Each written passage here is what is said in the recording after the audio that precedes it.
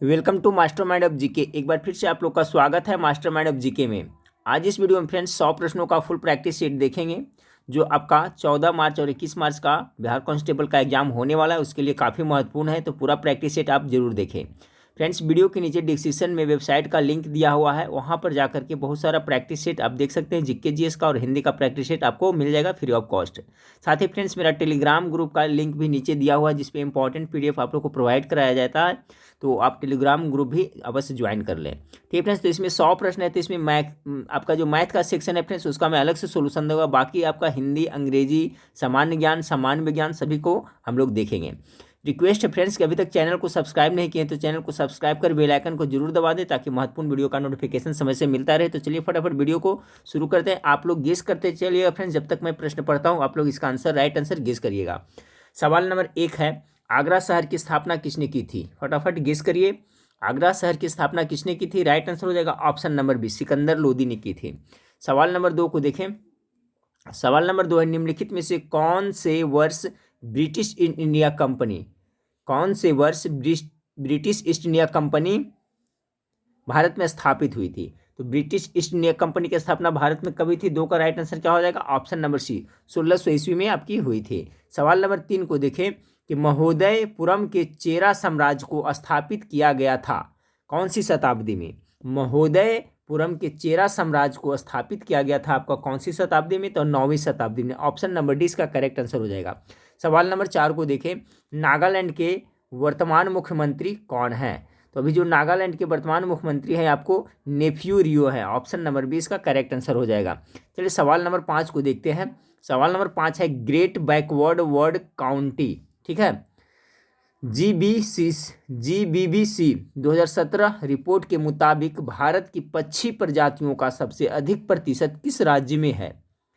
तो इसका जो करेक्ट आंसर हो जाएगा आपका option number A, Himachal Pradesh में है। ठीक है, great backward word county report के मुताबिक, काउंटी 2017 रिपोर्ट के मुताबिक भारत की पक्षी प्रजातियों का सबसे अधिक प्रतिशत किस राज्य में? तो हिमाचल प्रदेश में है। 5 का right answer option number A होगा। सवाल नंबर 6 को देखें कि भारत के निम्न जैव रिजर्व में से कौन सा बायोस्फीयर रिजर्व के विश्व नेटवर्क में शामिल नहीं है? तो कौन सा नहीं शामिल है यही आपको बताना है। तो गेस करिए राइट आंसर क्या होगा इसका। सवाल नंबर 6 का जो राइट आंसर होगा ऑप्शन नंबर ए, मानस है जो आपका उसमें शामिल नहीं है। चलिए अगला सवाल है आपका, EBCDIC का पूरा नाम क्या है? तो सवाल नंबर 7 का जो राइट आंसर है ऑप्शन नंबर ए हो जाएगा, extended binary coded decimal interchange code. Option number A इसका राइट आंसर हो जाएगा 7 का। चलिए सवाल नंबर 8 को देखते हैं। सवाल नंबर 8 है कि निम्नलिखित देशों में से किसका राष्ट्रीय पशु बाघ नहीं है? तो इसमें 3 देश ऐसा है फ्रेंड्स जिसका राष्ट्रीय पशु बाघ है, एक का नहीं है। तो गेस करें सवाल नंबर 8 का राइट आंसर क्या होगा। गेस कर लेंगे फ्रेंड्स, ऑप्शन नंबर सी इसका करेक्ट है। पाकिस्तान का जो आपका राष्ट्रीय पशु बाघ नहीं है। पाकिस्तान का जो राष्ट्रीय पशु है फ्रेंड्स, वहाँ का जो उसको नाम है मारखोर। ठीक है, मारखोर एक बकरा का प्रजाति है, याद रखिएगा। जो पाकिस्तान का राष्ट्रीय पशु है वो क्या है? तो आपका मारखोर है। मारखोर क्या है? तो एक तरह का बकरा है। ठीक है फ्रेंड्स, तो सोच सकते हैं कि भारत का जो राष्ट्रीय पशु बाघ है, लेकिन फ्रेंड्स आपका वहाँ का क्या है? मारखोर है। ठीक है, तो याद रखिएगा मारखोर एक बकरा का प्रकार है। अभी यहाँ पर ये भी याद रखिएगा आप लोग कि बांग्लादेश का राष्ट्रीय पशु क्या है? तो बाघ है। दक्षिण कोरिया का राष्ट्रीय पशु क्या है? तो बाघ है। मलेशिया का राष्ट्रीय पशु क्या है? तो बाघ है। तीनों देश का है जो बाघ है फ्रेंड्स, तो याद रखें इंपॉर्टेंट है। पाकिस्तान का क्या बताया मैंने? मारखोर, जो एक तरह के बकरा का प्रजाति है। तो 8 नंबर सवाल का right answer option number C हो गया। सवाल नंबर 9 को देखिए। सवाल नंबर 9 है, भारत पर शासन करने वाली मुस्लिम महिला कौन थी? तो सबसे पहले मुस्लिम महिला रजिया सुल्तान थी, सभी कोई जानते हैं। ऑप्शन नंबर बी 9 का बिल्कुल करेक्ट आंसर हो जाएगा। सवाल नंबर 10 को देखें, भारत में पीली क्रांति से संबंधित है। चलिए फटाफट करिए, गेस कीजिए। भारत में पीली क्रांति किससे? तिलहन उत्पादन से। ऑप्शन नंबर 20 का राइट आंसर हो जाएगा। अगला, संस्कृत किस राज्य की आधिकारिक भाषा है? तो इसमें आपका हो जाएगा क्या? 11 का राइट आंसर हो जाएगा उत्तराखंड। ऑप्शन नंबर बी, किस राज्य की? तो उत्तराखंड की। संस्कृत किस राज्य की आधिकारिक भाषा है? तो उत्तराखंड की। चलिए सवाल नंबर 12 को देखें। सवाल नंबर 12 आपका है कि एक भारतीय लड़की की किताब के लेखक कौन है? किसने लिखा था ये? गेस करें। एक भारतीय लड़की की चेतन भगत हो जाएगा फ्रेंड्स। सवाल नंबर 12 का right answer option number A. इनकी है, कौन लेखक है इसका? तो चेतन भगत है। एक भारतीय लड़की की किताब के लेखक कौन है? तो चेतन भगत है। अगला सवाल 13 नंबर सवाल है कि निम्नलिखित में से किसको केंद्रीय कानून मंत्रालय में नए विधि सचिव के रूप में नियुक्त किया गया है? इसका जो करेक्ट आंसर होगा फ्रेंड्स ऑप्शन नंबर डी। किसे नियुक्त किया गया? अनूप कुमार मेंदिरता को नियुक्त किया गया है। ऑप्शन नंबर डी इसका राइट आंसर है।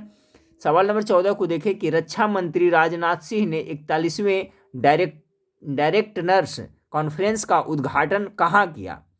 तो सवाल नंबर 14 का जो राइट आंसर होगा फ्रेंड्स आपका ऑप्शन नंबर ए हो जाएगा, नई दिल्ली में। चलिए सवाल नंबर 15 को देखें कि निम्नलिखित में से कौन सा दिन भारत में राष्ट्रीय डेंगू दिवस के रूप में मनाया जाता है? अच्छा सवाल है फ्रेंड्स, डेंगू दिवस। सवाल नंबर 15 का गेस करें, निम्नलिखित में से कौन सा दिन भारत में राष्ट्रीय डेंगू दिवस के रूप में मनाया जाता है? करेक्ट आंसर ऑप्शन नंबर आपका बी हो जाएगा, 16 मई को मनाया जाता है डेंगू दिवस। अगला सवाल को देखिए, सवाल नंबर 16 को देखिए, निम्नलिखित में से किसने संयुक्त राष्ट्र विकास कार्यक्रम को स्थापित किया? यूएनडीपी की स्थापना किसने किया था, यही पूछा जा रहा है फ्रेंड्स। निम्नलिखित में से किसने संयुक्त राष्ट्र विकास कार्यक्रम को स्थापित किया? तो सवाल नंबर 16 का जो राइट आंसर हो जाएगा ऑप्शन नंबर सी, सामान्य सम्मेलन। ठीक है, सामान्य सम्मेलन ने। सवाल नंबर 16 का right answer option number C हो गया। चलिए सवाल नंबर 17 को देखें, कनाडा, ब्रिटेन और फ्रांस के अलावा, ठीक है, कनाडा, ब्रिटेन और फ्रांस के अलावा G7 देशों में शामिल कौन कौन है? तो देखिए यहाँ पर ध्यान दीजिएगा फ्रेंड्स, 3 देश तो आपको यहाँ बताइए रहा है, कनाडा, ब्रिटेन और फ्रांस। इसके अलावा 4 देश और कौन कौन है जो G7 में शामिल है? तो याद रखिएगा। तो सवाल नंबर 17 का जो राइट आंसर होगा ऑप्शन नंबर सी, कौन कौन हो गया? जर्मनी, इटली, जापान, संयुक्त राज्य अमेरिका। यही 7 देश है जो G7 में शामिल है। एक बार फिर से देख ले G7 में कौन कौन सा देश शामिल है? कनाडा 1, ब्रिटेन 2, फ्रांस 3, उसके बाद में जर्मनी 4, इटली 5, जापान 6 और संयुक्त राज्य अमेरिका 7। ये 7 देश का नाम याद रखिएगा फ्रेंड्स। अगला आपका भूटान का राष्ट्रीय खेल क्या है? फटाफट गेस करें, राइट आंसर क्या होगा 18 का? भूटान का राष्ट्रीय खेल ऑप्शन नंबर ए, तीरंदाजी इसका करेक्ट आंसर हो जाएगा। 18 का ए हो गया। सवाल नंबर 19 को देखें कि भारत में उपभोक्ता मूल्य सूचकांक CPI डेटा की गणना के द्वारा की जाती है, किसके द्वारा की जाती है? तो सवाल नंबर 19 का जो राइट आंसर होगा फ्रेंड्स आपका क्या? केंद्रीय सांख्यिकी कार्यालय के द्वारा, यानी 19 का right answer option number D होगा। भारत में उपभोक्ता मूल्य सूचकांक डेटा की गणना कर रहा है, ठीक है, किसके द्वारा की जाती है? तो केंद्रीय सांख्यिकी कार्यक्रम के द्वारा। ऑप्शन नंबर डी 19 का राइट आंसर हो जाएगा। सवाल नंबर 20 को देखिए, 12वीं पंचवर्षीय योजना का मुख्य नारा क्या है? चलिए अच्छा सवाल है, इंपॉर्टेंट सवाल है, टॉप मोस्ट जीके फ्रेंड्स। 12वीं पंचवर्षीय योजना का क्या होगा? फटाफट गेस करें। तो इसका जो है फ्रेंड्स, तेज, टिकाऊ और अधिक समावेशी विकास। ये याद रखिए फ्रेंड्स, हो सकता है कि एग्जाम पक्का पूछा जाए, और ये सभी प्रतियोगिता परीक्षा के लिए महत्वपूर्ण फ्रेंड्स। आपका ग्रुप डी के जो एग्जाम आने वाला है उसके लिए भी, RRB NTPC उनके लिए भी, सभी ऐसे भी फ्रेंड्स जो भी प्रैक्टिस सेट आप देख रहे हैं, तो बिहार पुलिस में और हो या बिहार दरोगा हो फ्रेंड्स, सब में जीके GS कॉमन रहता है, इसलिए सब पढ़ते रहे फ्रेंड्स, सब में आपको ये काम आएगा। तो 12वीं पंचवर्षीय योजना का मुख्य नारा क्या है? तो हो गया आपका तेज, टिकाऊ और अधिक समावेशी विकास, यानी ऑप्शन नंबर इसका डी है जो राइट आंसर होगा, तेज, टिकाऊ और अधिक समावेशी विकास। ये 12वीं पंचवर्षीय योजना का नारा है। चलिए सवाल नंबर 21 को देख। हाँ फ्रेंड्स, तो सवाल नंबर 21 क्या है? सवाल नंबर 21 आपका कि इनमें से कौन सा हरित क्रांति की रणनीति का हिस्सा नहीं था? मैं पूरा पढ़ देता हूँ फ्रेंड्स, आप बताइएगा इसका राइट आंसर क्या होगा। सवाल फिर अच्छी तरह से समझें कि कौन सा हरित क्रांति की रणनीति का हिस्सा नहीं था। ऑप्शन ए में है उच्च उपज देने वाले किस्म के बीज, दूसरा में रासायनिक उर्वरक, तीसरा में कीटनाशकों का उपयोग, चौथा में जैविक खेती। तो हरित क्रांति की रणनीति का हिस्सा कौन नहीं था? 21 का राइट आंसर क्या हो जाएगा फ्रेंड्स? तो 21 का जो राइट आंसर हो जाएगा ऑप्शन नंबर डी हो जाएगा। जैविक खेती थी जो फ्रेंड्स, वो आपका हरित क्रांति की रणनीति का हिस्सा नहीं था। जबकि आपका उच्च उपज देने वाले किस्म के बीज ये इसका हिस्सा था। रासायनिक उर्वरक और कीटनाशकों का प्रयोग, इस तीनों इसका हिस्सा था हरित क्रांति का। तो ऑप्शन नंबर डी इसका राइट आंसर हो गया 21 का। अब चलिए सवाल नंबर 22 को देखते हैं। सवाल नंबर 22 आपका है, भारत सरकार ने निम्नलिखित में से किसको वित्त मंत्रालय के व्यय विभाग के नए लेखा महानियंत्रक के रूप में नियुक्त किया है? सवाल नंबर 22 का राइट आंसर ऑप्शन आपका option number D, JPS Chawla को। अगला सवाल को लेते हैं। अगला सवाल आपका है, किस राज्य के संस्कृति विभाग ने थाईलैंड सरकार के सहयोग से मुखौटे लगाकर की जाने वाली थाईलैंड की विश्व प्रसिद्ध खोन रामलीला का पहला प्रशिक्षण और प्रदर्शन कार्यक्रम आयोजित किया है? तो सवाल नंबर 23 का जो राइट आंसर है फ्रेंड्स ऑप्शन नंबर सी, उत्तर प्रदेश। ऐसे भी फ्रेंड्स रामलीला ज़्यादातर आपको यूपी में ही देखने को मिलता है। तो सवाल अच्छा है कि किस राज्य के संस्कृति विभाग ने थाईलैंड सरकार के सहयोग से मुखौटे लगाकर की जाने वाली थाईलैंड की विश्व प्रसिद्ध खोन रामलीला का पहला प्रशिक्षण और प्रदर्शन कार्यक्रम आयोजित किया है? तो उत्तर प्रदेश सरकार ने। अगला सवाल को लेते हैं फ्रेंड्स। अगला सवाल आपका है कि भारतीय रेलवे आईआर की घोषणा के अनुसार वह किस वर्ष तक शून्य कार्बन उत्सर्जक बन जाएगा? तो 24 का जो राइट आंसर है फ्रेंड्स आपका 2030 तक। अच्छा सवाल है भी, 2030 तक भारतीय रेलवे की घोषणा के अनुसार किस वर्ष तक शून्य कार्बन उत्सर्जक बन जाएगा? तो 2030 तक। 24 का right answer option number A होगा। सवाल नंबर 25 को देखें कि उस मर्सिडीज के चालक का नाम बताओ जिसने मी प्रांत जापान में सुजुका इंटरनेशनल रेसिंग कोर्स पर आयोजित 2019 जापानीज ग्रैंड प्रिक्स रेस जीत ली। 2019 के बारे में पूछा जा रहा है फ्रेंड्स। तो इसका जो सवाल नंबर 25 का राइट आंसर है उसका नाम है क्या है? Valtteri Bottas. ठीक है, क्या है? Valtteri Bottas. अगला सवाल को देखें। देखिए फ्रेंड्स, अभी से आप लोग प्रत्येक दिन एक प्रैक्टिस सेट कम से कम जरूर देखिए, एक या दो प्रैक्टिस सेट, क्योंकि फ्रेंड्स प्रैक्टिस सेट प्रत्येक दिन देखिएगा तो इसमें हर एक तरह को आपको सवाल क्वेश्चन मिलेगा, क्वेश्चन देखने को मिलेगा। ऐसे भी फ्रेंड्स जब एग्जाम के 8 दिन बाकी रहेगा फ्रेंड्स तो उस समय मैं आपको मास्टर वीडियो सभी विषय का अलग अलग प्रोवाइड कराऊंगा। इसलिए बोलता हूँ फ्रेंड्स कि मेरा टेलीग्राम ग्रुप है उसको ज्वाइन कर लो, उसका पीडीएफ भी उस पर आपको मिलेगा। और साथ में फ्रेंड्स वेबसाइट को पर जा करके फ्रेंड्स आप पढ़ सकते हैं फ्री ऑफ कॉस्ट, और वेबसाइट को भी जरूर सब्सक्राइब कर लीजिएगा। वहाँ पर सरस्वती माता का फोटो आता है फ्रेंड्स, सब्सक्राइब करके अलाउ कर लीजिएगा ताकि जब भी कोई मैं महत्वपूर्ण पोस्ट लिखूंगा तो इसका नोटिफिकेशन आपको मिलता रहेगा। तो अभी से आप प्रत्येक दिन तैयारी के लिए फ्रेंड प्रैक्टिस सेट देखना बहुत जरूरी है, क्योंकि प्रैक्टिस सेट में आपको सब तरह का प्रश्न मिलेगा फ्रेंड्स, और किस आइडिया मिलेगा कि हाँ इस तरह का प्रश्न पूछा जा सकता है। मेरे पास बहुत सारा प्रैक्टिस सेट है फ्रेंड्स, सभी से मैं मिला करके दे रहा हूँ। चलिए तो अगला सवाल नंबर 26 है कि यूरोपीय संघ के नेताओं ने किस यूरोपीय सेंट्रल बैंक का नया प्रमुख नियुक्त किया है? 26 का जो राइट आंसर है friends option number C, Christine Lagarde को। अगला सवाल है, जनवरी 2017 में रक्षा मंत्रालय ने किस राज्य में एक नई रक्षा इकाई की स्थापना की घोषणा की? तो 2017 की बात पूछी जा रही है फ्रेंड्स, ठीक है। तो 17 तो मेरे ख्याल से नए क्वेश्चन पूछेगा आपको, 19 और 20 से जरूर करंट अफेयर से पूछेगा। फिर भी इसका आंसर देख लेते हैं। 27 का जो राइट आंसर है ऑप्शन नंबर सी है, मध्य प्रदेश। अगला सवाल है फ्रेंड्स कि नीति आयोग के अध्यक्ष कौन है? तो नीति आयोग के अध्यक्ष कौन होते हैं फ्रेंड्स? आपका प्रधानमंत्री होते हैं, यानी ऑप्शन नंबर सी इसका बिल्कुल राइट आंसर होगा। 28 का नीति आयोग के अध्यक्ष कौन है या कौन होते हैं? तो आपका प्रधानमंत्री। अगला सवाल को लेते हैं कि क्विरिटी कीबोर्ड आविष्कार किसने किया था? ठीक है, QWERTY कीबोर्ड की आविष्कार किसने किया था? सवाल नंबर 29 का जो राइट आंसर होगा friends option number A, Christopher souls ने। ठीक है, क्रिस्टोफर सॉल्स ने आविष्कार किया था। सवाल नंबर 30 को देखते हैं। सवाल नंबर 30 आपका है कि निम्नलिखित देशों में से किसकी आधिकारिक मुद्रा पेसो नहीं है? पेसो नहीं है किसका? तो सवाल नंबर 30 का राइट आंसर हो जाएगा फ्रेंड्स आपका ब्राजील का। ठीक है, इसका जो आधिकारिक मुद्रा पेसो नहीं है, जबकि अर्जेंटीना, फिलीपींस मनीला पेसो में किसको पेसो सबका है, ब्राजील का नहीं है। चलिए सवाल नंबर 31 को देखते हैं। सवाल नंबर 31 है फ्रेंड्स आपका कि गैर बायोडिग्रेडेबल अपशिष्टों से छुटकारा पाने के लिए सबसे अच्छा उपाय है। ठीक है, तो सवाल नंबर 31 का जो करेक्ट आंसर होगा friends option number B, recycling. ठीक है, अगला सवाल को देखते हैं कि पत्ता गिरावट खाली स्थान द्वारा प्रेरित किया जा सकता है। सवाल नंबर 32 का राइट आंसर हो जाएगा ऑप्शन नंबर डी, अभिसिसिक एसिड द्वारा। ठीक है, पत्ता गिरावट अभिसिसिक एसिड द्वारा प्रेरित किया जा सकता है। 32 का right answer option number D होगा। सवाल नंबर 33 को देखें कि एओसिन किस प्रकार का सूचक है? एओसिन है जो किस प्रकार का सूचक है? तो ये सिंथेटिक सूचक है। ठीक है, ऑप्शन नंबर 20 का करेक्ट आंसर हो जाएगा। 33 का बी हो गया। सवाल नंबर 34 को देखिए, लाल चींटी को ग्रीक में क्या कहा जाता है? सवाल नंबर 34 का राइट आंसर हो जाएगा फ्रेंड्स, उसे फोरम कहा जाता है। लाल चींटी को ग्रीक में क्या कहा जाता है? फोरम कहा जाता है। ये लाल चींटी में फ्रेंड्स फॉर्मिक एसिड पाया जाता है। जब वो पूछा जाता है कि फॉर्मिक लाल चींटी के डंक में कौन सा अम्ल पाया जाता है, तो आपको फॉर्मिक एसिड पाया जाता है, याद रखिएगा। तो लाल चींटी को ग्रीक में क्या कहा जाता है, फोरम कहा जाता है। अगला सवाल को लेते हैं। अगला सवाल देखिए, फिजिक्स का नॉमरिकल है फ्रेंड्स, ठीक है, सिंपल नॉमरिकल है, किस तरह से बनेगा मैं बता देता हूँ।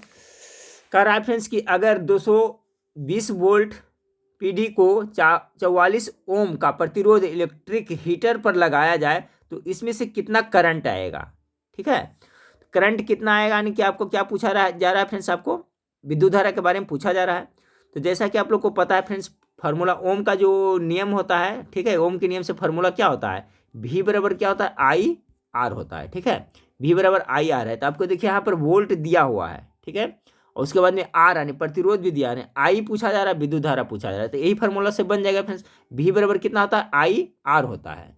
अब देखिए यहाँ पर भी बराबर आई आर होता है और भी आपका कितना दिया हुआ है, 220 दिया हुआ है। यहाँ पर आई आर कितना दिया हुआ है, 44 दिया हुआ है। तो आई बराबर क्या हो जाएगा, इधर आएगा तो ये भागा हो जाएगा फ्रेंड्स, आई बराबर कितना हो जाएगा, 44 हो जाएगा। अब इसको काट दिए, 11 चक 44, 11 दूनी 22 यानी 20, 4 पचे 20, कितना 5 एम्पियर आया। इसका जो करेक्ट आंसर होगा फ्रेंड्स आपका ऑप्शन नंबर डी। तो देखिए इस टाइप का आप फार्मूला जरूर याद रखें ओम वाला फ्रेंड्स, इससे ये प्रश्न 2 प्रश्न जरूर पूछा जाता है, भी बराबर आई आर। अगला सवाल देखिए फिर उसी टाइप से है, ये भी है आपका, कह रहा है जब किसी तार को इतना करंट जाता है, इतना है वह 200 ओम का प्रतिरोधक है, तब उस तार में कितना पीडी होगा, ठीक है। तब पूछा जा रहा है क्या पूछा जा रहा है आपका फ्रेंड्स आपका, तो वही फार्मूला इसमें भी आपको काम करेगा। भी बराबर क्या होता है, भी बराबर क्या होता है, आई आर होता है। अब देखिए भी बराबर आई आर, तो इसमें क्या दिया हुआ है, आपका करंट दिया हुआ है फ्रेंड्स और आर प्रतिरोध दिया हुआ है, यानी आपका विभवांतर पूछा जा रहा है, ठीक है। विभवांतर बराबर क्या होगा, तो आई आर तो दिया हुआ है, तो कितना दिया हुआ है, फार्मूला भी देख लें, भी बराबर आई आर होता है। तो आपको आई कितना 0.5 दिया हुआ है, ठीक है, 0 पॉइंट इतना मल्टीप्लाई कितना हो जाएगा, 200 हो जाएगा।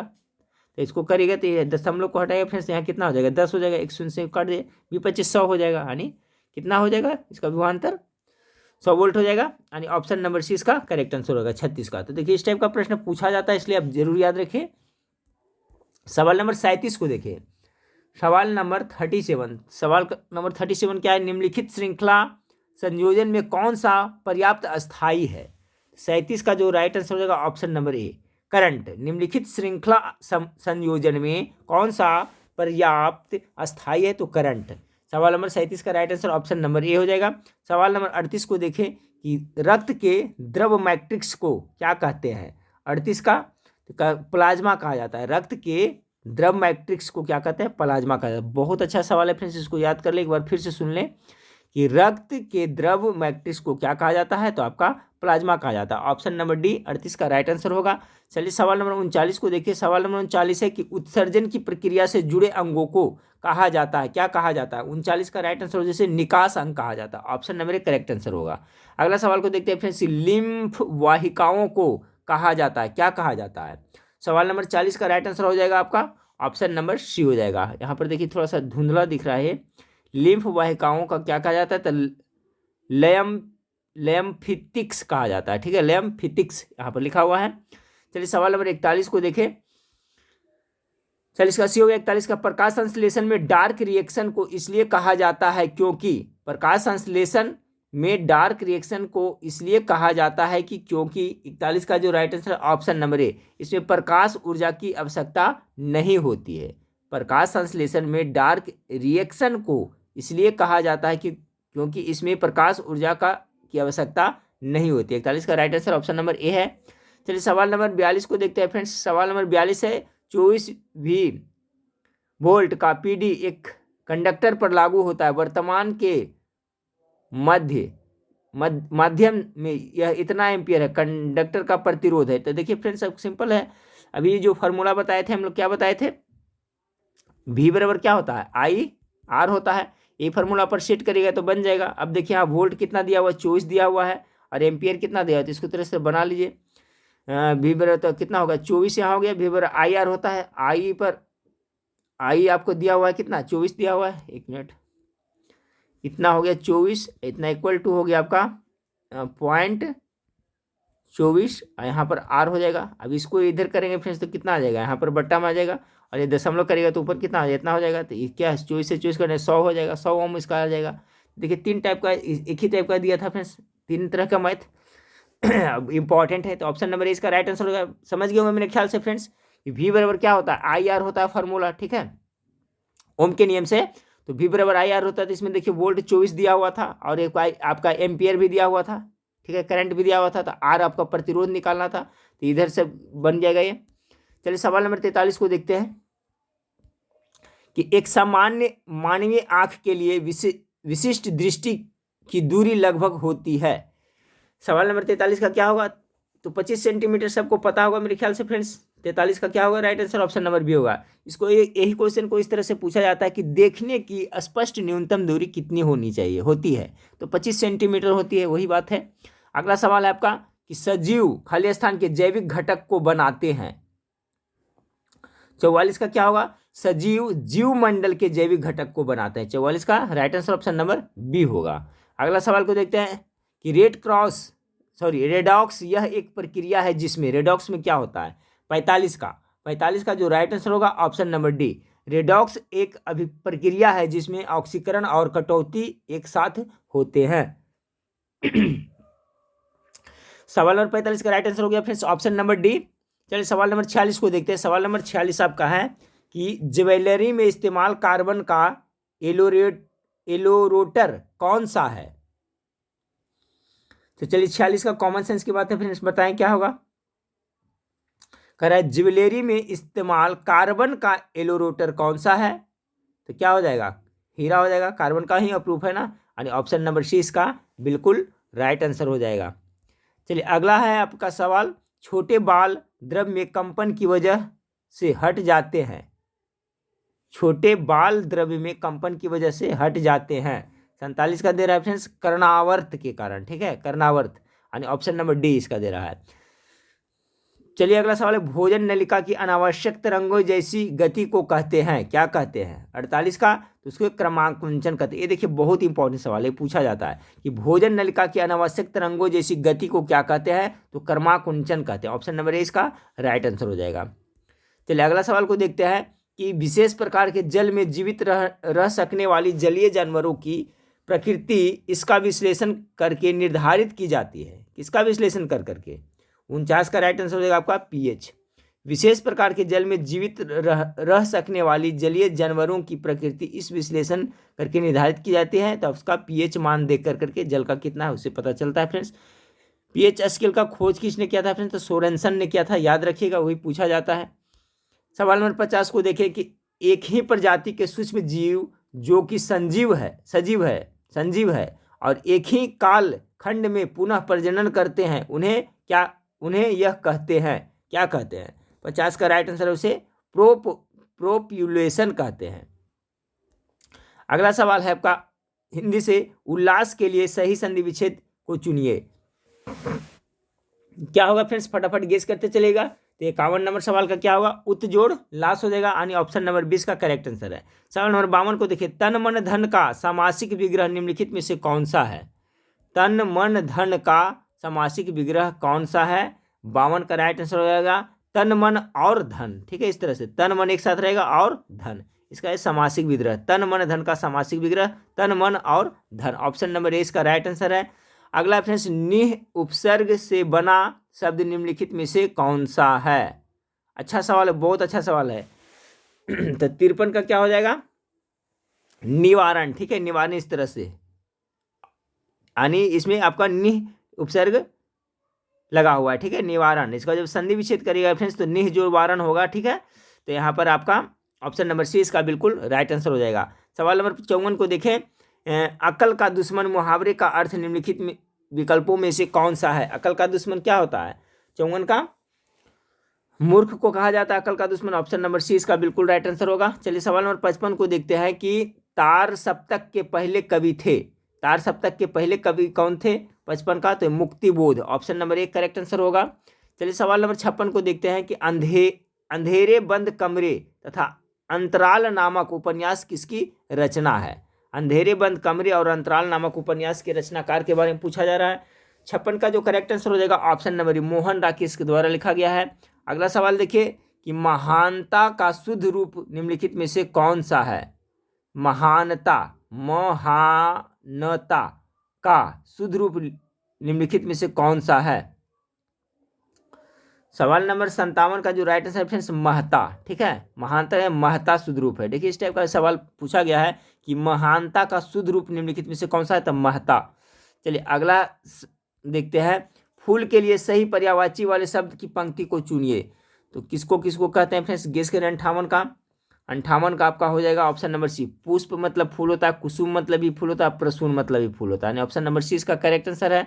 सवाल नंबर 59 को देखिए, जिसका आकार न हो के लिए एक शब्द निम्नलिखित में से कौन सा है। जिसका आकार न हो तो उसको क्या कहेंगे, तो उसको निराकार कहेंगे, उसका कोई आकार ही नहीं है। ऑप्शन नंबर डी इसका बिल्कुल राइट आंसर हो जाएगा। अगला है आपका सरस्वती पत्रिका के प्रथम संपादक कौन थे। सवाल नंबर 60 का राइट आंसर क्या होगा, चिंतामणि घोष। सरस्वती जो पत्रिका थी उसका प्रथम संपादक कौन थे, तो चिंतामणि घोष थे। यानी सवाल नंबर 60 का right answer option number D हो जाएगा। अब देखिए यहाँ इंग्लिश से दिया है सवाल फ्रेंड्स कि choose the correct form of tense for the given sentence. Tense से है आपका, तो ही यहाँ पर क्या भराएगा, बिलोंग्स होगा या इज बिलोंगिंग होगा या वाज बिलोंगिंग होगा या हैज़ बीन बिलोंगिंग होगा। तो टेंस से करा तो यहाँ पर राइट आंसर इसका हो जाएगा फ्रेंड्स ही बिलोंग्स टू, ठीक है, he belongs to well to do family and has an expensive motor bike. यानी कि वो है जो अच्छा फैमिली से बिलोंग्स करते हैं, यानी संबंध रखते हैं। ऑप्शन नंबर ए इसका है राइट आंसर हो जाएगा। इसलिए वो क्या है, एक्सपेंसिव बाइक को मतलब कि कर रहे हैं वहन, ठीक है। तो ऑप्शन नंबर ए इसका बिल्कुल राइट आंसर हो जाएगा 61 का। और सवाल नंबर 62 को देखिए, सवाल नंबर 62 आपका है कि choose the correct form of tense for the given sentence. यहाँ पर क्या भराएगा, तो इसका जो राइट आंसर होगा फ्रेंड्स ऑप्शन नंबर बी हो जाएगा। यहाँ पे फाउंड भराएगा और यहाँ पर हैड केप्ट। देखिए he found his PAN card, यानी उसका पैन कार्ड उसे मिला, right inside the drawer where he had kept it. यानी उसे पैन कार्ड कहाँ मिला फ्रेंड्स, तो आपका इनसाइड ड्रॉवर मिला जहाँ वो रखे थे। यानी ऑप्शन नंबर बी यहाँ पर राइट आंसर हो जाएगा। फाउंड यहाँ पर भराएगा, यहाँ पर हैड केप्ट। अगला सवाल आपका है choose the correct form of verb that is agreement with the subject. तो यहाँ पर होगा अनीस डायरी, खाली स्थान है, तो यहाँ पर हो जाएगा फ्रेंड्स आपका सिंपल प्रेजेंट टेंस में ही होगा अनीस डायरी। और 63 नंबर सवाल का जो option number B correct answer होगा, हिज डायरी बिगिंस, ठीक है, यहाँ पर क्या begins on her 13 birthday June 12 1942 and ends shortly after her 15। यानी यहाँ पर भराएगा बिगिंस, ठीक है, यहाँ पर एंड्स। ऑप्शन नंबर 20 का राइट आंसर हो गया। सवाल नंबर 64 को देखें, सवाल नंबर 64 आपका है कि choose the word that is opposite meaning to the highlighted word given below. देखिए हाईलाइटेड इसमें नहीं किया फ्रेंड्स, लेकिन इसके बारे में पूछा जा रहा है एक्सेल के बारे में, इसका अपोजिट कह रहा है फ्रेंड्स। तो एक्सेल का अपोजिट क्या हो जाएगा आपका, फेल हो जाता है। ऑप्शन नंबर सी इसका करेक्ट आंसर हो जाएगा।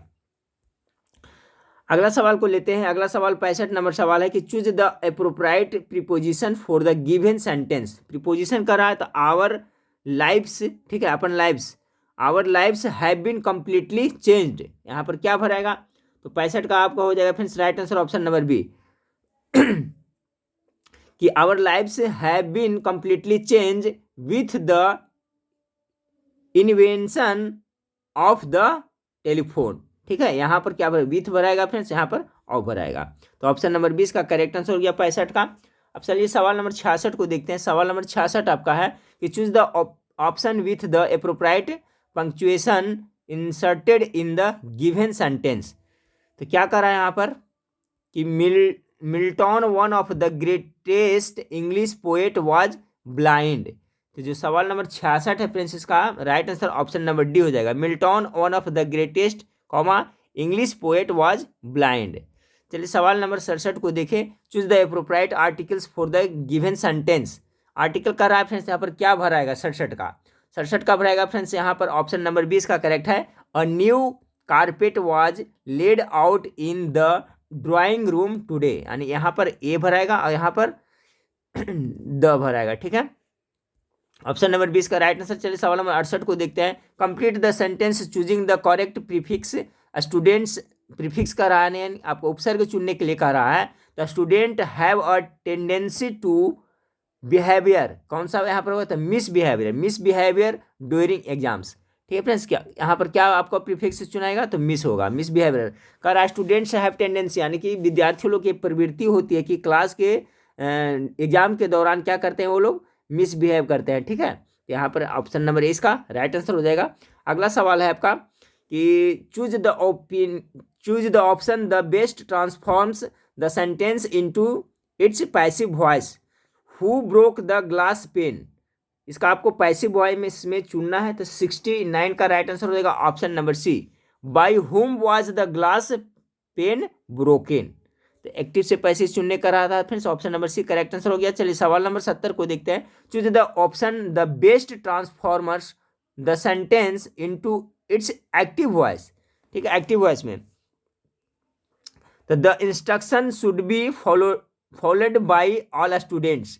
अब इसका एक्टिव में पूछा जा रहा है तो 70 का हो जाएगा right answer option number C हो जाएगा, all students should follow the instruction. इसका पैसिव क्या हो जाएगा, the instruction should be followed by all students. Option number C इसका करेक्ट आंसर हो जाएगा। अब देखिए फ्रेंड्स, यहाँ से आपको 10 क्वेश्चन मिलेगा जो बिहार से संबंधित रहेगा। तो ये भी अच्छा है फ्रेंड्स, ये प्रैक्टिस सेट भी बहुत अच्छा है, इसका क्वेश्चन का लेवल भी ठीक ठाक है। सभी तरह का प्रैक्टिस सेट आप लोग देखते चले, आज तैयारी अच्छी हो जाएगी। तो कह रहा है बिहार में सर्वाधिक क्षेत्र पर कौन सी फसल बोई जाती है। तो बिहार में सबसे ज़्यादा क्या होता है, चावल की खेती होती है, यानी धान की, यानी ऑप्शन नंबर ए इसका करेक्ट आंसर होगा। अगला है फ्रेंड्स आपका कि बिहार में गेहूं उत्पादक प्रमुख जिलों में आप किसे शामिल नहीं करेंगे। कौन सा जिला है जहाँ पर गेहूं का उत्पादन लगभग नहीं होता है, कम होता है। सवाल नंबर 72 का जो राइट आंसर होगा फ्रेंड्स आपका ऑप्शन नंबर सी हो जाएगा, हजारीबाग में। चंपारण, मुजफ्फरपुर, भोजपुर में होता है, लेकिन हजारीबाग में कम होता है। अगला सवाल है आपका कि बिहार के प्रख्यात राजवंश व उनसे संबंधित राजाओं के नाम प्रस्तुत है, गलत जोड़ा बताना है आपको। ठीक है, गलत जोड़ा आपको बताना है। तो चलिए फ्रेंड्स, गलत जोड़ा छाट लीजिए अपने से, फिर राइट आंसर मैं बताता हूं। तो पहला हर्यक वंश बिंबिसार, ये क्या है आपका सही है, बिल्कुल आपका सही है। मौर्य वंश चंद्रगुप्त मौर्य, ये भी सही है। शिशुनाग वंश राजा मदन पाल, ये गलत है। ठीक है फ्रेंड्स, पाल ये गलत है। मगध राजवंश जरासंध, यानी ये 3 जोड़ा है जो सब सही है। आपका जो शिशुनाग वंश है जो फ्रेंड्स आपका ये जो जोड़ा गलत है। ऑप्शन नंबर सी इसका करेक्ट आंसर हो जाएगा। चलिए सवाल नंबर 74 को देखिए, सम्राट अशोक का संबंध निम्नलिखित में से किस वंश से था। तो अभी ने देखा फ्रेंड्स किस वंश से है, तो आपका मौर्य वंश से है, यानी ऑप्शन नंबर डी इसका करेक्ट आंसर हो जाएगा। अगला सवाल है बिहार में शीतकालीन वर्षा किस कारण से होती है। बहुत अच्छा सवाल है 75 का, तो किस कारण से होती है, तो इसका राइट आंसर हो जाएगा शीतकालीन कह रहा है ना, तो भूमध्य सागर की ओर से आने वाले चक्रवात के कारण होता है, यानी ऑप्शन नंबर 75 का सी करेक्ट आंसर होगा। बिहार में शीतकालीन वर्षा भूमध्य सागर की ओर से आने वाली चक्रवातों से होती है। अगला सवाल को लेते हैं। अगला सवाल आपका 76 के कि कोपेन के जलवायु वर्गीकरण के अनुसार बिहार का सर्वाधिक क्षेत्र किस विभाग में आता है। तो किस विभाग में आता है, 76 का राइट आंसर है ऑप्शन नंबर डी, CWG व AW के अंतर्गत आता है। अगला सवाल आपका है कि बिहार की स्थिति के संबंध में अक्षांश देशांतर का कौन सा जोड़ा सही है। ये भी बहुत इंपॉर्टेंट है, अक्षांश और देशांश के बारे में पूछ रहा है। 77 का right answer option number A हो जाएगा, 24 डिग्री 20 मिनट 10 सेकेंड से लेकर करके 27 डिग्री 31 मिनट 15 सेकेंड उत्तरी अक्षांश से, 83 डिग्री 19 मिनट 50 सेकेंड से 88 डिग्री 17 मिनट 40 सेकेंड पूर्वी देशांतर के मध्य स्थित है, यानी ऑप्शन नंबर ए इसका करेक्ट आंसर हो जाएगा। चलिए सवाल नंबर 78 को देखें, बिहार की उत्तर से दक्षिण तक कितनी लंबाई है। उत्तर से दक्षिण तक कितनी लंबाई है, तो आपको 345 किलोमीटर लगभग, यानी ऑप्शन नंबर डी इसका राइट आंसर हो जाएगा। उत्तर से दक्षिण तक की लंबाई 78 का डी हो गया। चलिए सवाल नंबर 79 को देखिए, बिहार राज्य में अनेक जलकुंड है, सर्वाधिक प्रसिद्ध गर्म जलकुंड कहाँ है। सभी को पता है फ्रेंड्स गर्म जलकुंड कहाँ है, आपका राजगीर में है, और राजगीर में ही रज्जू मार्ग है, ये भी याद रखिए, हो सकता है पूछा जाए रज्जू मार्ग कहाँ है, तो राजगीर में है। ककोलत झरना कहाँ है, तो आपको ककोलत आपको नवादा डिस्ट्रिक्ट में पड़ता है, तो ये सब याद रखें। 80 नंबर सवाल को देखते हैं फ्रेंड्स कि गंगा नदी बिहार में किस जिले से प्रवेश करती है। गंगा नदी है जो बिहार में किस जिले से प्रवेश करती है, तो आपका भोजपुर जिले से प्रवेश करती है। ऑप्शन नंबर 20 का राइट आंसर होगा। तो देखिए 80 प्रश्न था जो फ्रेंड्स आपका जीके जीएस अंग्रेजी हिंदी से था, बाकी है जो इसमें मैथ का है फ्रेंड्स, इसका सोल्यूशन मैं अलग से दूंगा। वीडियो अच्छा लगे तो लाइक कर दिएगा फ्रेंड्स, दोस्तों में शेयर जरूर करिएगा, और वेबसाइट पे जाकर के फ्रेंड्स आप लोग प्रत्येक दिन 10 से 20 मिनट जरूर पढ़ाई करें, उसमें बहुत सारा प्रैक्टिस सेट है, मैं बार बार बोलता हूँ फ्रेंड्स कि डेली पढ़ाई करें, डेली प्रैक्टिस सेट करें, कंटिन्यू स्टडी रखिएगा तो आपका जीके जीएस बहुत अच्छा मजबूत हो जाएगा। ठीक है, तो नेक्स्ट वीडियो में फिर मिलते हैं। देखने के लिए थैंक यू, धन्यवाद।